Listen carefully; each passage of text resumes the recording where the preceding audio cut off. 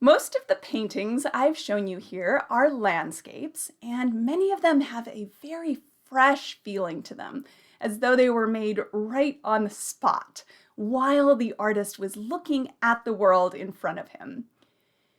In fact, Monet and other Impressionists did like to paint on plein air or out of doors.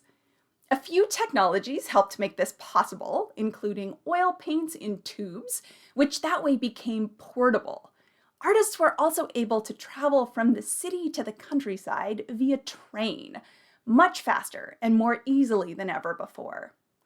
These things made creating art outdoors much more feasible. However, as any of you have worked with oil paint know, these paints take a long time to dry, and if you try to rush them, you'll just end up with a smeary mess.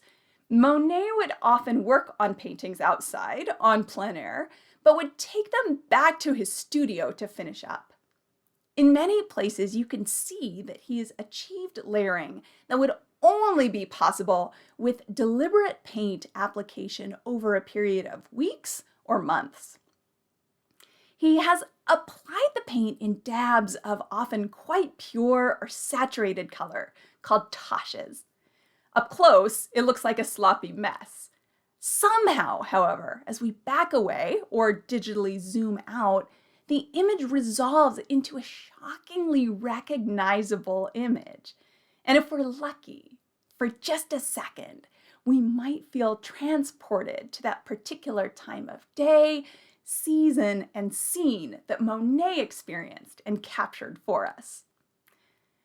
Monet and the Impressionists were interested in the effects of light and atmosphere, as well as how our eyes perceive the world around us.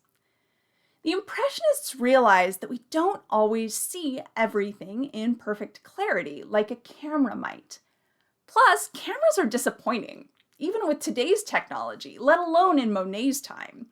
Have you ever snapped a picture of a sunset or a particularly beautiful landscape only to have it totally fail to capture what you were experiencing? Monet is not so much interested in precisely rendering the objects in front of him as much as how the light seems to hit them, and even the air. In fact, Monet would often paint the same scene over and over, but at different times of day and the year. In Rouen Cathedral, the portal in Sun, he captures the stone of this Gothic cathedral reflecting the bright rays of the sun, its sculptural facade casting deep shadows that aren't black or gray, but if we look closely, blue, purple, green, and rust. We can also see how much he's built up the paint here.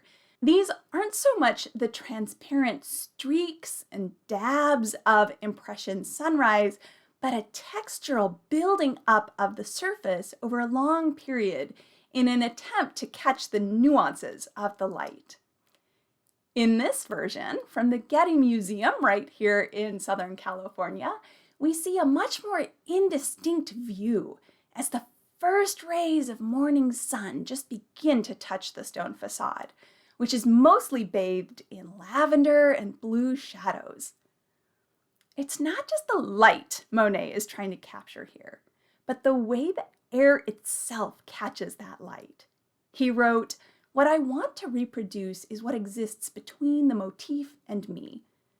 By motif, he means the object, whether that's the cathedral facade or these grain stacks, which he also painted in many different seasons and times of day. His goal then, in his own words, was not capturing the objects themselves, but what was between the object and painter, that light, atmosphere, air. Most of what we've seen from Monet here has been landscapes, although definitely with some city views as well. His Boulevard des Capucines was one that made its way to the Denver show and shows not just the cold, snowy winter air over the bare trees, but a bustling scene of Parisian life. In addition to those dabs of pure color and an interest in the effects of light, One distinguishing characteristic of the Impressionists was this depiction of daily life, and especially of leisure activities, like we see in Auguste Renoir's Moulin de la Galette. Take a moment to study this painting and use the link to zoom way in. Make an entry in your journal recording your observations. What do you notice about this painting?